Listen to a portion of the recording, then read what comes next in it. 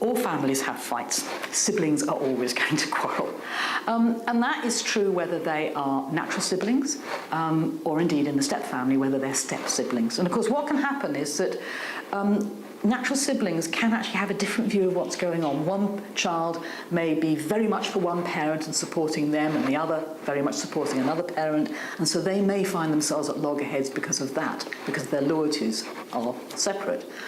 But also, of course, you can have arguments between two sets of step-siblings. And what may be going on there is a child, for instance, who only sees one parent occasionally, who only comes and visits, may be immensely angry at and jealous of a child who lives full-time with that parent. Their parent, in other words, is actually being seen more by a step-sibling than by themselves. And that can trigger tremendous arguments.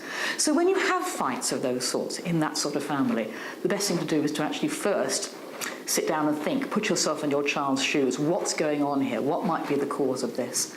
Talk it through with them. Do they need more contact with their natural parent? Do they need to make a better relationship and have more time with that step-sibling?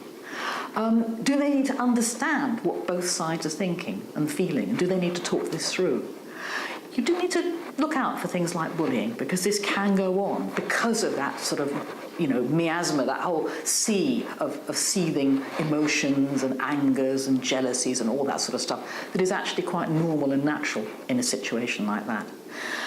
You may need to supervise. You may need to make sure that you keep an eye on what was going on and, not let your wishes for it to be okay blind you to the fact that there is conflict going on. And you may need some extra help and support to help those children talk, agree, form, in a sense, a bond between them.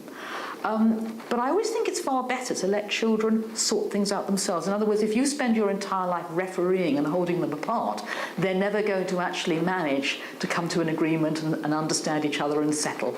But you may need to be the one who's supervising that agreement rather than being the refugee, rather than being the referee. But I do think that talking it through and understanding what's going on is the key to it all.